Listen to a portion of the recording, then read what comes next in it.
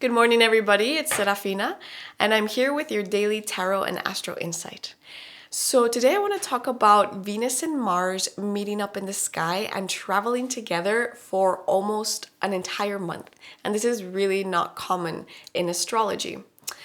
And the reason why this is important is because the joining of the goddess of love and the divine warrior, or the masculine and the feminine, can present itself in our lives in so many ways.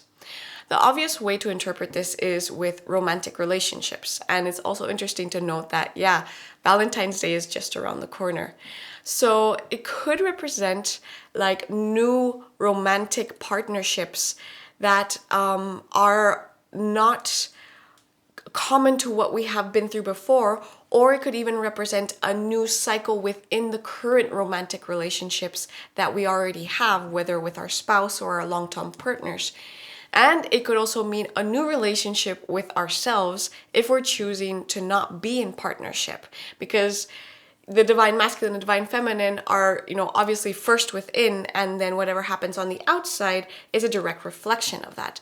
So what I want us to focus on, or what I want to bring in, is that this is definitely a new way of relating within ourselves and relating with outside of ourselves. And it can come in very passionate ways. It can come in ways that are almost unexpected. And there's also going to be a level of depth with these new interactions, relationships, or relationship with self, because Venus is still in the shadow period of her retrograde cycle. So as I've mentioned in past videos, she entered into Capricorn at the end of November, and then she was traveling through Capricorn. She met up with Pluto, the lord of the underworld, to, reveal, power dynamics and different aspects of how we relate to others. And then she went direct at the end of January, and then right now we're revisiting all the things, all the lessons, all the things that came up for us in these last couple of months. And so Venus can feel a little bit tired. So this feminine part of yourself can just be feeling a little bit tired because she is in integration mode. She is in the mode of just like looking back to, as I mentioned, the lessons and everything that has come up, and she could just be a little bit weary. But the interesting thing is that Mars, which is, the warrior archetype, he's very fiery, it's a fiery nature, can come to charge up this Venusian or this female aspect of us. So, I just feel that it's important to note that, she's been having this conversation with Pluto, and now she's meeting up with Mars, and they're going to be traveling together, and then together they're going to meet up with Pluto again at the beginning of March. So we are still in the midst of this, and I wanted to bring this to our awareness. And what does this mean? What does it mean that Venus and Mars are traveling together in Capricorn? So basically, it's us ascending to a new level of commitment, a new level of being able to see the bigger picture of how we are connecting and interconnecting with everybody around us and ourselves. Venus is, also now a morning star, which means that we're experiencing her in a more dynamic and fiery, passionate warrior way. So, as I said, we're reevaluating things that are important to us, and kind of like old relationships that no longer serve us, relationships that maybe we've been interacting with, are just suddenly just going to feel obsolete. They're going to feel like we're just not on the same frequency or level. And the reason is because we are ascending, because these lessons that have been shown to us are helping us to kind of enter a new state of consciousness of ourselves and how we are projecting ourselves into the world. And so I also want to note that it's not just about relationships regarding love. It could also mean relationships with authority figures. Capricorn has a lot to do with maturity and people who are older than us. It could also mean a lot of change in businesses, because Capricorn is very achievement oriented and how we present ourselves in the world. So we could be forming like new relationships with business partners, or how we are projecting ourselves in the domain of our professions, right? And, I feel like Venus is still going through the huge integration process that has been happening. And so it's just her standing in a new sense of power, of being like, what is it that is important to me?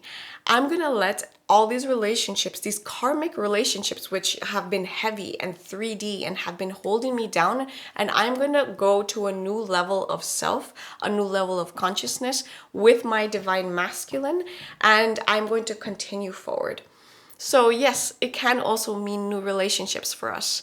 The interesting thing to note is that Venus and Mars are also, they're traveling together, then they're going to meet up with Pluto, and then they're going to enter Aquarius together. This is also not very common. And what does that signify? Aquarius is all about connections. It's all about expansion. It's about the higher picture towards things.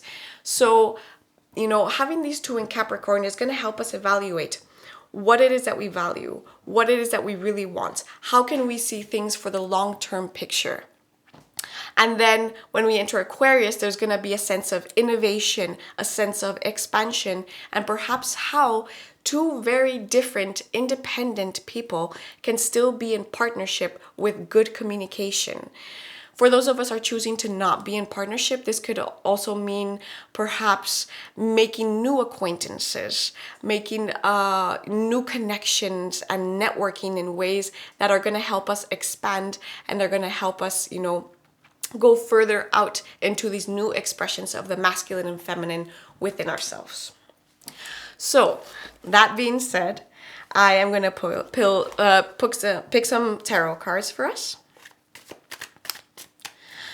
So, dear Spirit of the universe, what loving guidance is there for the collective? And so we have the Emperor, which is great because it's ruled by Aries, and Aries is ruled by Mars.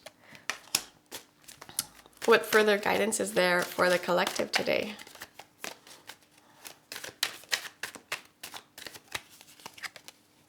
We have the Six of Discs with success.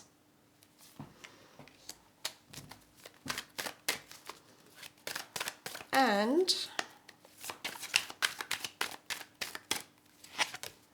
we have the card of adjustment or justice.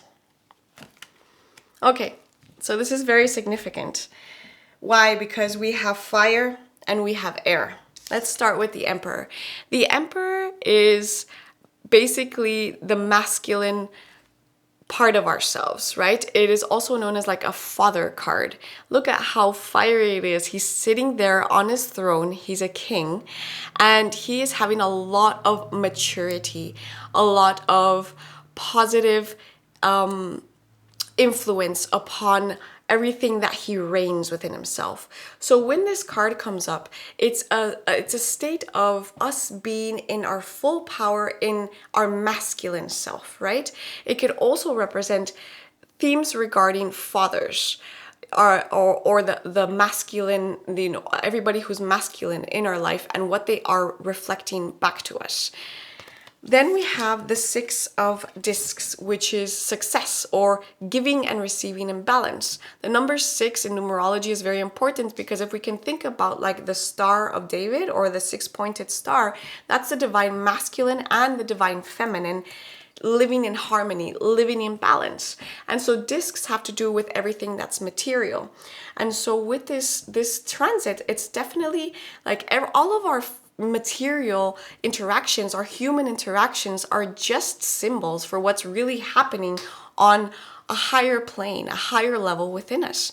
And so this is a very good card because it's telling me that there is a sense of integration of everything that we have been learning, that the divine masculine has been coming to teach and to harness, right? One of the beauties of the divine masculine is that he harnesses the divine feminine so that she is able to blossom, so she is able to flourish, so she's able to grow, right? So we have the divine masculine coming in with his fiery presence, telling us that there is a sense of integration that's happening with the balance of the feminine feminine and the masculine. And with that, we're going to find more balance. I mean, look at this. Look at this, this character that's sitting there with, first we have the colors green, blue, and yellow, right? So this card is also indicative of karmic lessons, of contracts that we have had and that we have made, for those of us who believe in, past lives, in the Akashic records. When you meet someone in this lifetime, you're like, I know I've seen you before. I'm not quite sure where, but I'm really attracted to you. And why? We're attracted to certain people because they have lessons for us, lessons for our soul, lessons for our heart. So all in all, I feel that this reading is telling us that right now the divine masculine is really going to be holding us. It's going to be holding the divine feminine, because remember, she's tired right now. She's in integration process right now. And the integration of these two energies with balance on the material realm by balancing out karmic interactions. And this is why I mentioned that for many of us, lots of things are going to be just flying off. What perhaps before was difficult for you to do or to make a decision around relationships or your relationship with yourself, or the interaction, your self-talk that you have with yourself, it's going to be easy.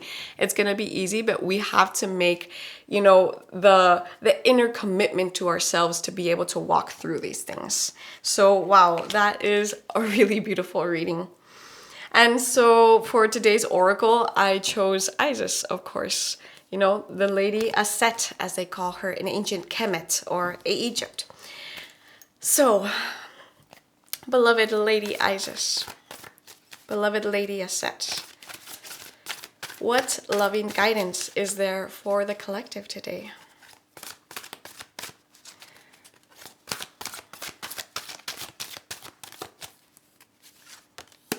We have the knot of Isis, energetic stabilization with the buckle of the beloved. Wow, that's beautiful.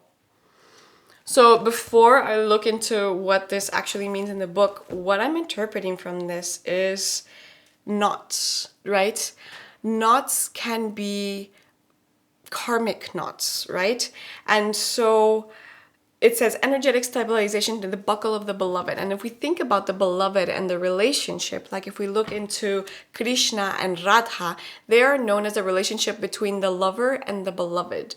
So how we are mirroring these relationships in our lives, like for those of us who are maybe looking for relationships or who are already in relationships, can we reassess of if this person we are looking for or manifesting into our life or hoping to, become a conscious creator with, or who is already in our life, are they a true reflection of what we want? Are we living in integrity with what we say we want, what we're putting out there, and what we're asking for from the universe? So, this whole concept of the beloved is also beautiful because, so much in relationships, it's about the reward process, right? Of like, I will love you if you give this back to me. And it's not always so straightforward, but we kind of have a notion of love like that. And the concept of the beloved is more of like, how can I love you more? How can I genuinely and authentically love you more so that you can blossom and become more of yourself? So let's look into what the book has to say.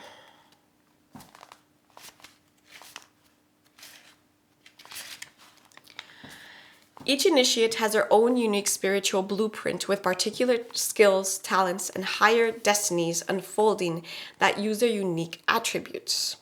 Part of your spiritual blueprint is a special relationship to the energies of the goddess. This means that not only do you have the important spiritual task of helping her thrive in this world, but you are afforded her power, protection, and abundance too. You are now deepening your connection to her. This oracle brings a special indication that your soul is braiding or twining with the divine feminine energies in a particular form. For some, that will be the goddess, and the energetic process will be strong and deep. For others, this will be a sense of the divine feminine in any form and faces, and you will enjoy her variety and vastness as you grow spiritually. So it basically speaks of us being able to be held by the goddess. And I think this really goes back to the fact that I mentioned that Venus is a bit weary right now. Our divine feminine is a bit weary right now because she has been going through it. She's been going through it with the conjunctions to Pluto, with a really long retrograde. She's in Capricorn, which is ruled by Saturn. And now she's meeting up with Mars, who's like supercharging her, but also holding her, right? And so the knot of Isis is asking us to surrender, is asking us to still allow this feminine Venusian aspect of ourselves to be held by the goddess. And I also want, any of you who this resonates with to really question what the goddess means for you. What does it mean to have a relationship with the female aspect of divinity, who is literally the source of all creation, right? So I think it's beautiful to finish off with the knot of Isis because, a knot can be tying, but it can also be safe, right? It could have a karmic tie can be either negative or positive. We could tie ourselves to someone in a manipulative way, or we can tie ourselves to somebody in a way that is safe, in a way that is beautiful, in a container where both people can grow together. So we started off with the divine masculine, with this Aries type of energy, which is coming in to set motivation, to set discipline, to set, a strong container for us to be in within our masculine energies and our masculine relationships. And then we have the Six of Discs calling in for that balance, for that harmony, but most importantly for the integration into the material realm. Finished with the card of adjustment or justice, right? Which is all about karmic relationships, contracts that we have with ourselves, with others, also with decisions that we're going to have to be making of how we're going to elevate our consciousness into higher realms.